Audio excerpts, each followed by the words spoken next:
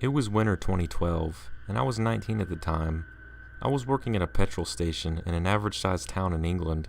It was an okay job, and good money for someone who was just in college at the time. So while my friends were getting drunk and having fun, I was in a petrol station, serving taxi drivers and occasional drunks. Anyway, back to the story. It started off like any other night. Serving people, clean up, stock the shelves, and do the average night shift work. Since it was winter, the night was really dark, and you could only see faint outlines of people walking back and forth even with the street lights. The place where I worked was situated across the road from a pub and an alley running beside it that led to a housing estate. Around 3 or 4 in the morning, I just finished up cleaning up a set of shelves and noticed a figure standing in the alley, just out of the light, but just enough to hide its face, but you can make out its clothing. I initially brushed it off as somebody waiting for a taxi, as it seemed harmless enough. I sat down in my chair behind the counter and looked at my phone and played some games for a bit. When I looked up, it was 5 a.m. and he was still there, waiting, watching me. To make my situation worse, after 5, there was hardly any traffic or passerbys. I had the gut feeling that he had some harmful intent. I was safe, however, as I was locked in till morning. I stared back in a trance, trying to keep an eye on whatever he would do next. After a while, I needed to use the toilet, so I went, and came back thinking that he might have walked off, but he didn't. He was still there. I then decided to not do my last job until my coworker came in to start their shift, as my last job was to take out the fire extinguishers and sand buckets. It got to about 6 a.m., and the figure faded back into the alley, and I didn't see him for the rest of my shift. When my coworker arrived, it was still dark, and I usually walked the 10 minutes back home, but I got a taxi home after that shift. I felt that the guy could be anywhere, still watching me. I told my coworkers and family members about the experience, and they said they personally haven't experienced anything like it, and wouldn't like to either. I was nervous when doing my shifts from then on out, feeling as soon as I would let my guard down, he would strike, but thankfully, nothing else ever happened, and I quit the following summer to go to university.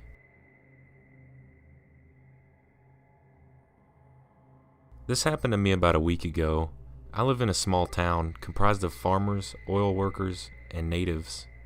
And in this small town, we have a convenience store that's part of a larger chain, found only in my country. I got a job there as a cashier last month and started to work in this particular store. Now, I hate to be stereotypical or racist, but the native populace here, especially men, can be really shitty, especially towards women, including myself. I will tell you now that I'm Caucasian and I'm an 18-year-old female who's around 5'6", and I have ASD, so social situations, the ones I get into at least, are sometimes bizarre for both parties, since I have little idea what the proper cues and facial expressions are. However, working the register, I have to be quick, so there's little room for interactions, which suits me just fine.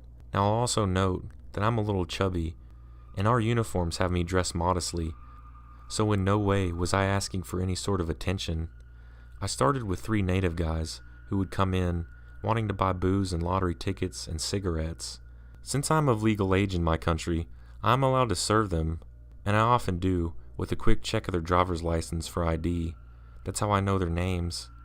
I'm just going to use nicknames. So there was Slim, Shorty, and String Bean. Slim was of course slim and tall, taller than me at about 6'4". He had a kind of machete appearance to him. And then there was Shorty, who was just a little over my height and balding, and was fatter than me. And String Bean, who was skinny. I was surprised he wasn't malnourished, and he was the oldest out of them, with gray hair. I first met them 2 days into my job, and after they got their stuff and they paid, String Bean winked at me and said, "With a pretty white girl like you behind the counter, we'll have to drop by more often." I thought he was just complimenting me, and I smiled. I had an elderly native neighbor who would talk to me if we were outside, and sometimes mow some of the lawn for me and my mother. So I was used to the kinder ones who didn't fit the stereotype. Every day afterwards, the 3 men would come in, and when they saw me working, and buy either a pack of cigarettes, a lottery ticket, or booze, or all 3. After I rang them up, they'd stay in the store. As my job, I'd have to watch them and make sure they didn't shoplift, but they'd hang out near the ice cream and watch me too. I got instantly creeped out by this, but I tried not to show it. I just made up excuses in my head and just went back to work. One day, the trio of men stuck around longer than expected, and then one asked, "Ever had a boyfriend, girlie?" "I have a girlfriend, actually," I told them. "Oh Lord, I shouldn't have." I'm in a long-distance relationship with her, so luckily she doesn't live in the town or anywhere nearby. The loot of things that they said and asked me were just disgusting. I'm not even going to get into detail. Lucky me. At times, I can recognize when a conversation goes sour, and this was blatantly one of them. I told them, "You have no right to ask that stuff. It's personal and none of your damn business." Shorty scowled and then said, "I remember this clearly. Watch your mouth or you're going to find something shoved in it." That's when I lost it and ordered them out, or I was going to call the police. I should have just called them on the spot. Since I work in the store alone, I often had time to go back and do a few extra jobs. I went in the back on a really slow evening to organize some food shipments. However, I heard the buzzer ring and walked out. There was String Bean, Shorty, and Slim, all three holding knives. When they saw me, they charged, and I closed and locked the door. And then I remembered I had my cell phone behind the counter and ended up having a bad meltdown. While locked in there, the three men banged on the door, threatening with sexual violence against me before they finally gave up. Once I could think straight, again, I got up, entered the store, and saw that they were gone.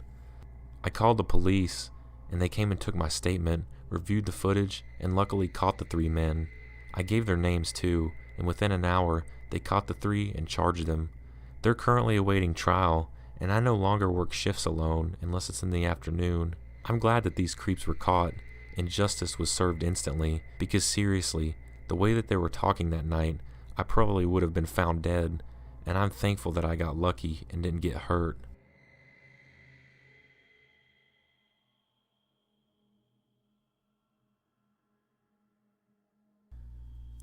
So this happened to me when I was 19, working my second job. I worked at a Chipotle, and one of my closing duties as a cashier was cleaning the dining area as well as the restrooms. I had been on the job for a half a year, and I honestly preferred the closing shifts because it was far more relaxing than the morning rush. It was in the last 40 minutes before closing, and we had a small cluster of customers come in. One man in particular, I would say was a frequent customer. He would come in every other weekend. I'm terrible at names, but he seemed to have remembered my name after meeting just once. Now I always have a happy to help smile on, but he always had the habit of making my smile drop. It's not that he would say anything bad in particular, he just had a creepy way about him. On this particular night, he dined in, while everyone else in the small cluster of people went out. He sat at a circled table and facing my register and watched me. Every time I would look up, I would catch him staring. He didn't even bother pretending that he wasn't. He would just lock eyes with me until I would step back just to get away from his peering eyes. Thankfully, he had 10 more minutes, and it looked like no one else was coming, so we started the closing duties early. My manager wanted me to clean the bathrooms, since he didn't want me to rush the creepy onlooker. I was glad to, and went to grab the mop bucket and solution to scrub the restroom. Now the restrooms were right around the corner, a few feet from the register. The bad thing was that our fountain drink blocked the view of it, so we could never tell who was coming or going to the bathroom. I mention this because what happened next is what took my night from creepy to completely disgusting. As I went and cleaned out the female restroom pretty quickly, I thought I heard the door open, but I didn't hear the clunk of the door closing, so I thought I was hearing things. The men's restroom always required a lot more attention, so I didn't think much of it and rushed in there quickly. What I saw made me blink in disbelief. There, standing by the urinal, facing the entrance of the door, he had everything showing, and he was even playing with it. It was the guy from the dining area, with this disgusting look on his face, and he tried taking a step forward towards me. I was horrified, and all that came out loudly was, "Why?" It was really loud, which must have freaked him out because he tucked it quickly into his pants. I should have blocked him, but as he rushed me, I stepped back and ran towards my register area, swearing and trembling. When the guys cleaning the grill noticed They came out and asked what was wrong, and I started bawling. They got my manager, and he wrote down the incident in his notes. After that, I got sent home. I would love to say that they caught the son of a bitch, but they didn't. He got away with flashing me and made me extremely paranoid about public restrooms. I'm the type of person that dwells on that stuff, and I still can't stop myself from wondering if he had hid, could he have very well assaulted me? I hate to even think about it.